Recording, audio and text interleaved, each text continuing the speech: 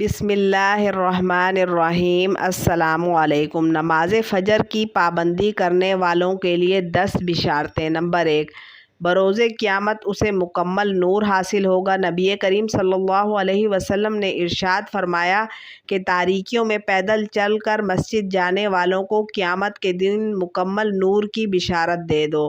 Number 2، فجر کی سنت موقدہ دنیا و ما فیہا سے افضل اور بہتر ہے، تو پھر فجر کے فرض نماز کی کیا فضیلت ہوگی۔ نمبر 3، مسجد کی طرف زیادہ قدم چل کر آنے سے زیادہ نیکیوں کا حصول۔ نبی کریم صلی اللہ علیہ وسلم نے ارشاد فرمایا کہ جو بندہ اپنے گھر سے مسجد کے لیے نکلتا ہے تو اس کے ہر ایک قدم پر 10 نیکیاں لکھی جاتی ہیں، اور مسجد میں بیٹھ کر نماز کا انتظار کرنے والا گویا مسلسل نماز پڑھ رہا ہوتا ہے، یہاں تک کہ وہ اپنے گھر کو لوٹ جائے۔ نمبر 4، جہنم سے نجات۔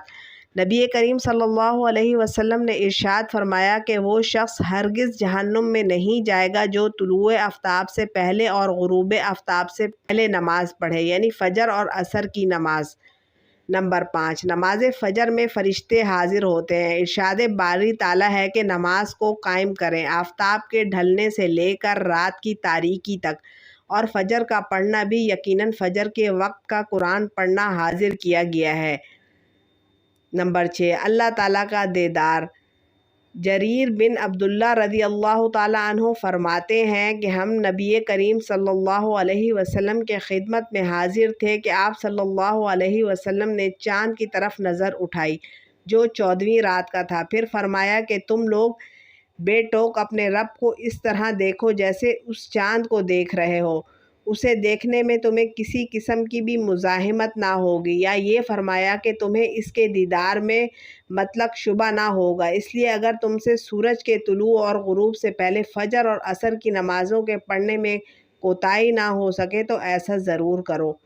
نمبر 7، فرشتوں کی دعا۔ پیارے آقا صلی اللہ علیہ وسلم فرماتے ہیں کہ جو شخص نماز فجر پڑھنے کے بعد اپنی جائے نماز پر بیٹھا رہے تو فرشتے اس کے لیے دعا کرتے ہیں، اور فرشتوں کی دعا یہ ہوتی ہے کہ اے اللہ اس بندے کی مغفرت فرما، اے اللہ اس بندے پر رحم فرما۔ نمبر 8، نماز فجر آفات و مصائب سے حفاظت کی ضامن ہے۔ پیارے آقا صلی اللہ علیہ وسلم فرماتے ہیں کہ جو صبح کی نماز ادا کر لے تو وہ اللہ تعالیٰ کے حفظ و امان میں آ جاتا ہے۔ نمبر 9، پوری رات تہجد کا ثواب۔ پیارے آقا صلی اللہ علیہ وسلم فرماتے ہیں کہ جس نے عشاء کی نماز با جماعت ادا کی گویا اس نے آدھی رات قیام کیا، اور جس نے صبح کی نماز با جماعت ادا کی تو گویا اس نے پوری رات تہجد کی نماز پڑھی۔ نمبر 10، مکمل حج اور عمرے کا ثواب۔ نبی کریم صلی اللہ علیہ وسلم نے ارشاد فرمایا کہ جو شخص فجر کی نماز با جماعت ادا کرنے کے بعد طلوع آفتاب تک بیٹھ کر اللہ تعالیٰ کا ذکر و اذکار کرتا ہے، پھر 2 رکعت نماز ادا کرے تو اسے پورا حج اور عمرے کا ثواب حاصل ہوگا۔ اللہ تعالیٰ ہمیں فجر کی نماز پڑھنے کی توفیق عطا فرمائے۔ ویڈیو کو ثواب کی نیت سے شیئر اور لائک کر دیجئے۔ چینل کو سبسکرائب نہیں کیا تو سبسکرائب کر دیجئے۔ ملتے ہیں نیکسٹ ویڈیو میں، تب تک کے لیے اللہ حافظ۔